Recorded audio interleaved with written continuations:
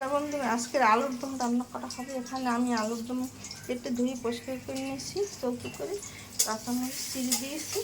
এখানে আদা লাগবে, আর এখানে গরম মশলা, তেজপাতা আর হলুদ লাগবে, লবণ লাগবে। এখন আমি পাঁচফোড়ন, এই যে পেঁয়াজটা ভাজা দিয়েছি, পেঁয়াজ কুচি লাগবে। 1 টেবিল চামচ তেল দিয়ে ভাজা দিয়েছি, পাঁচফোড়ন দিয়ে দিয়েছি, তেজপাতা দিলাম, এই যে গরম মশলা দিয়ে দিলাম। এটা হালকা একটু ভেজে নিয়ে আলুতে দিয়ে দেব।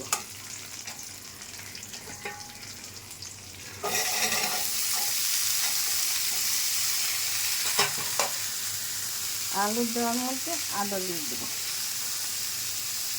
আর লবণ আধা চামচ, হলুদ দিয়ে আধা চামচ। মানে আলুটাকে একটু ভেজে নিতে হবে ভালো করে। এই যে আমার আলুটা ভাজা তৈরি হয়ে গেছে। এখানে আমি জল গরম করে নিয়েছি। এখন জল গরমটা দিয়ে দেব। এইভাবে একটু টান টান করে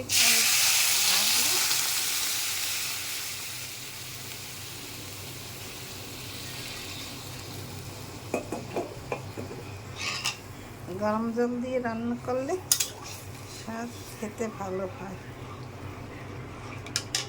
এখন আমি এই মশলাটা দিয়ে দেবো, আর কিছুই লাগবে না। আর নামানোর আগে একটু চিনি দিয়ে নামিয়ে নেব, আর একটু ঘি দিয়ে।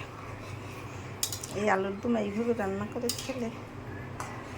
খেতে খুব দুর্দান্ত স্বাদ হয়। রুটি পরোটার সাথে খেতে খুব সেই স্বাদ লাগে। এখন আমি ঢাকনা দিয়ে ঢেকে দেব। আমার আলু সেদ্ধ হয়ে গেছে। এখন স্বাদের জন্য একটু চিনি দিয়ে দিলাম, আর এই যে সামান্য একটু ঘি দিয়ে দিলাম, বেশি ঘি দেব না।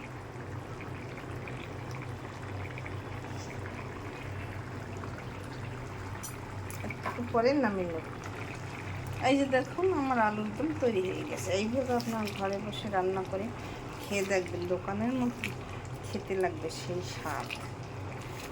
রুটি পরোটা লুচির সাথে এইগুলো আলুর দম খেতে খুব ভালো হবে। আজকে রাতে রুটি হবে, তাই একটু আলুর দম করিলাম। খেতে খুব সুস্বাদু লাগবে। আমার ভিডিও ভালো লাগলে লাইক কমেন্ট শেয়ার দিয়ে পাশে থাকবেন। নতুন নতুন ভিডিও পেতে আমার চ্যানেলটিকে লাইক কমেন্ট শেয়ার করে পাশে থাকবেন। ধন্যবাদ, থ্যাংক ইউ। সুন্দর সুন্দর ভিডিও পেতে আমার চ্যানেলটিকে শেয়ার করবেন।